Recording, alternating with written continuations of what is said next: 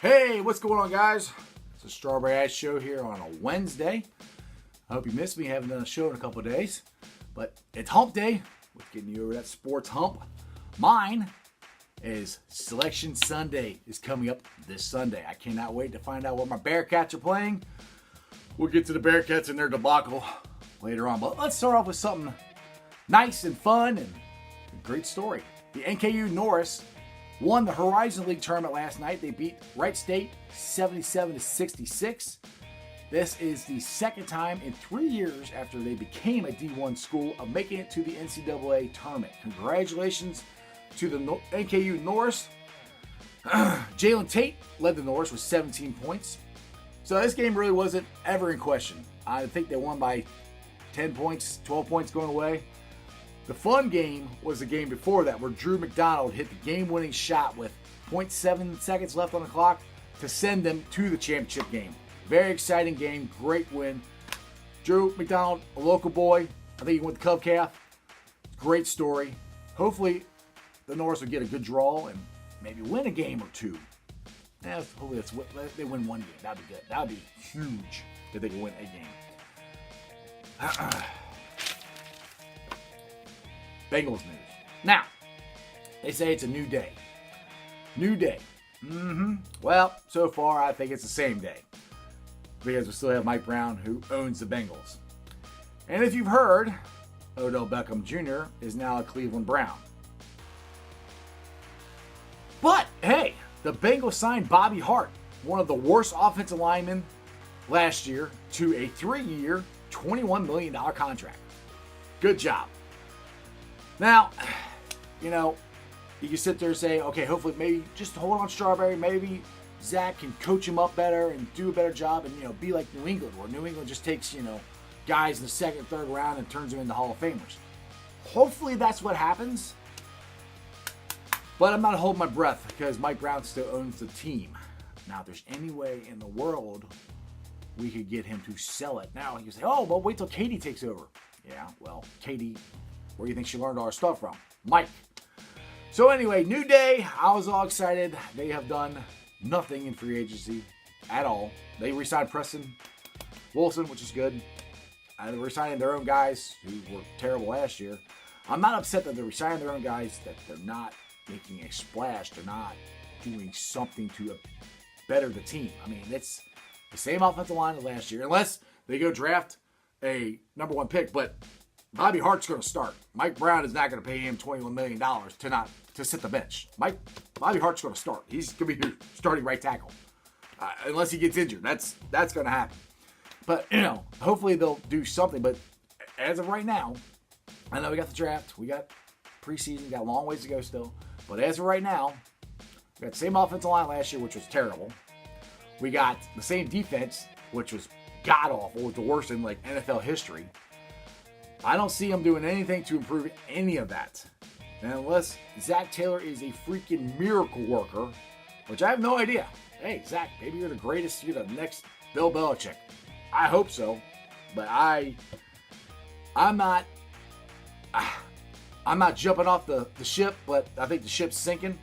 And I'll tell you what, Mike Brown, if you're watching me, which I seriously doubt you are, if this team goes bad again, your stadium is going to be empty again. Because we're done. Dude, we're done. We're not putting up. I mean, people are ticked off about signing Bobby Hart. It's nothing against Bobby Hart. You just weren't a very good offensive lineman. And to get rewarded for 3 years for $21 million, that doesn't make any sense. Le'Veon Bell found a home. Now, I don't think his sitting out a year helped him at all. I mean, he's not a Steeler anymore, which I guess that's what he wanted. He signed with the Jets. $52.5 million 4-year contract, which I don't know the exact numbers, but it's less money than what the Steelers offered him last year. So I'm not sure how he won, but, now, and Antonio Brown, that dude won. I mean, he got out of Pittsburgh. He got $30 million more guaranteed of his contract. That wasn't guaranteed before. Plus, he got out of Pittsburgh. Now, he's going to Oakland, and I hope you go there and suck.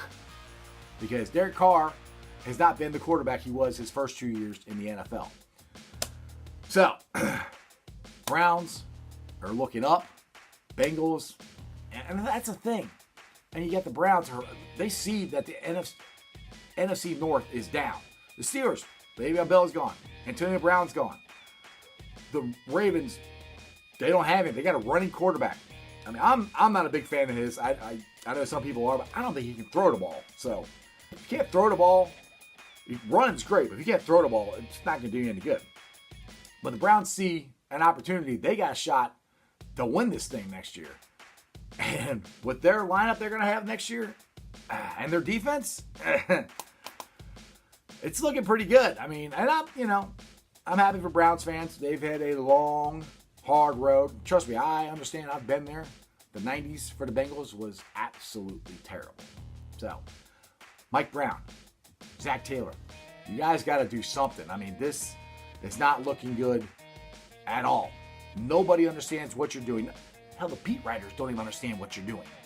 I mean, re-signing, yes, Mike, you gave us a new coach. Great. That's awesome. You have to change what you're doing. You do. It's your fault. You're the only one that's been there the entire time. You need to change. I don't understand why you can't figure that out. That it's your fault. What you're doing doesn't work. I don't. I mean, the man must live in a very sheltered life. I don't know. He says he listened to the fans, and they fired Marvin Lewis. Well, great. Listen to the fans now. Get us players. Get us people who can get us to the playoffs and win a damn playoff game. Bobby Hart is not him. You guys let Whitworth go for a Wakey who was freaking terrible the year before. And now you're re-signing another terrible offensive lineman. Mike, you win by offensive lines and defensive lines. That's where the game starts at. If you can't control either one, I don't care who you got at quarterback or running back or wide receiver. You got to have a good defensive and offensive line. It's basic football. How do you not know that? Well, I think you know it. I just don't care or want to spend the money. Sorry. Columbus Blue Jackets had their best game since the trade deadline. They won 7-4 over Boston last night. Boone Jenner got his first career hat trick. I watched the entire game.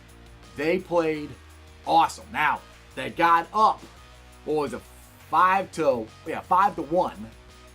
And then they started letting off the gas, which I don't like when they do that. They do that a lot. That's a thing that the Blue Jackets have always done.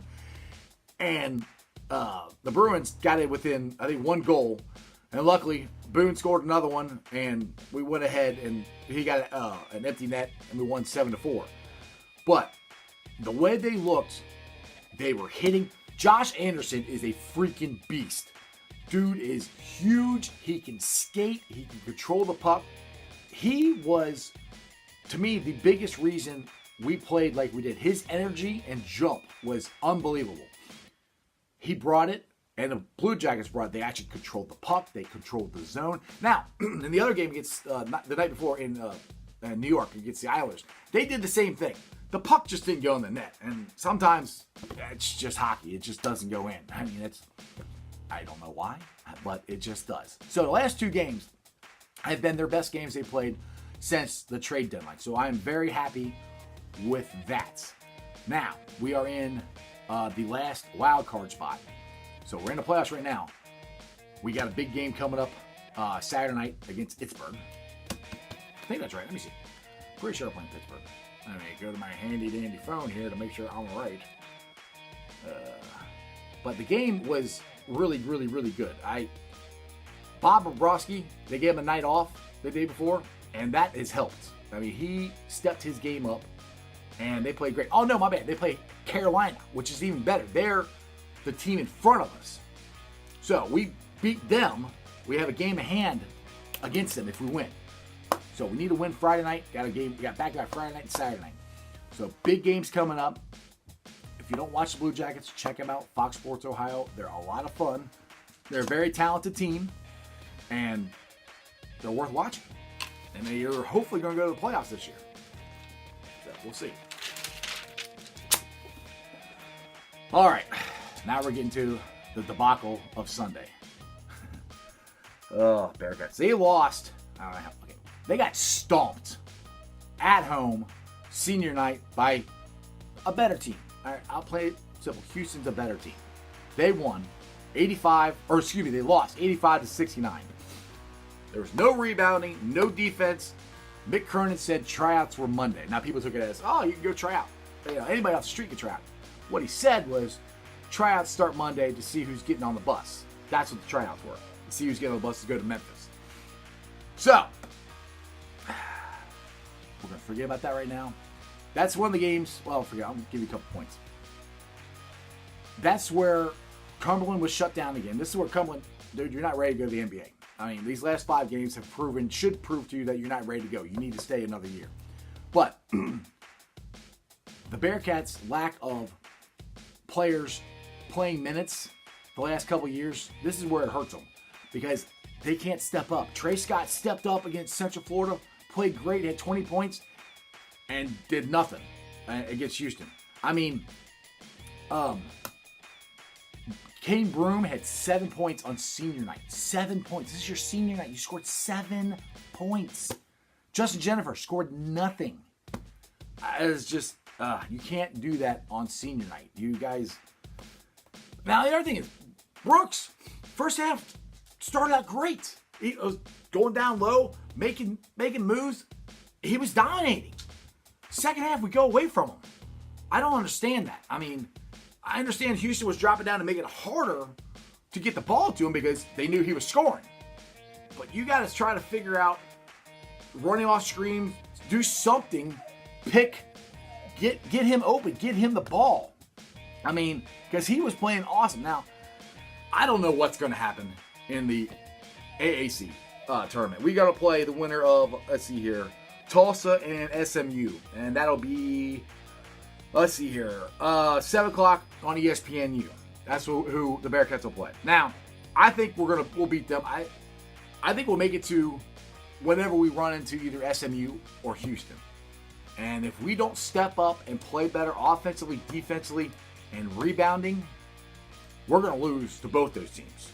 And that's the bad thing about the Bearcats this year. Every time they played a top 25 team that that team's been ranked in the top 25, we've lost every time.